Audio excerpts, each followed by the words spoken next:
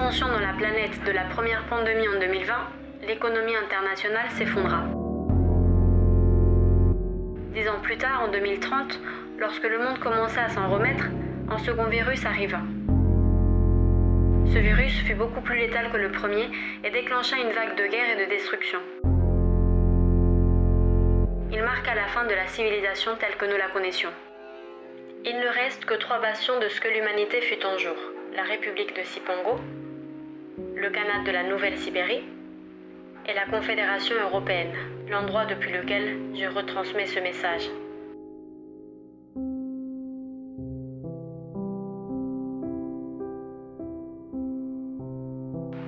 Suite au travail exhaustif mené à bout pendant de nombreuses années, les scientifiques de l'Université de Bruxelles développèrent la machine du temps dont rêvèrent souvent les auteurs du passé.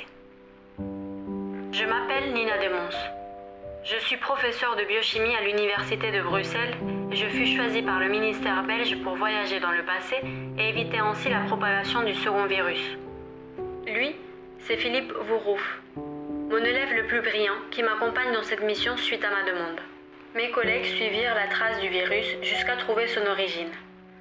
Il paraît que le virus fut transmis délibérément depuis un ancien temple phénicien dans une petite ville côtière qui s'appelait, en 2030, Néogadir. Il n'y a pas de temps à perdre.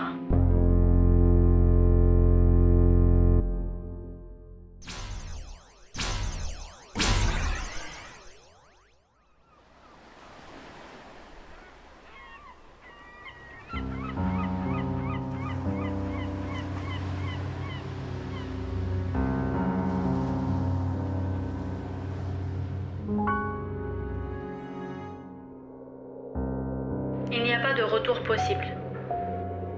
Les rues de Néogadir sont presque vides du fait que la ville connaît le confinement depuis 7 ans. Nous ne voyons que des images religieuses partout. On dirait qu'elles nous surveillent. C'est une sensation assez étrange, comme si le malheur que nous venons chercher s'était déjà produit.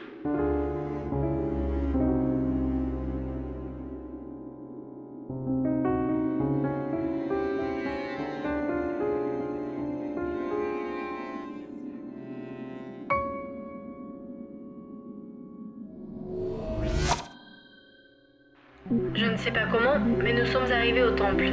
Les anciens Phéniciens le construisirent en honneur au dieu Hercule Melkart. Ici, on réalisait des sacrifices bien étranges pour apaiser la colère de son dieu. Je me demande si les Phéniciens savaient déjà qu'on détruirait le monde depuis leur temple. Le rez-de-chaussée du temple fut converti en galerie d'art en 2001. Finalement, nous y avons trouvé une pièce cachée.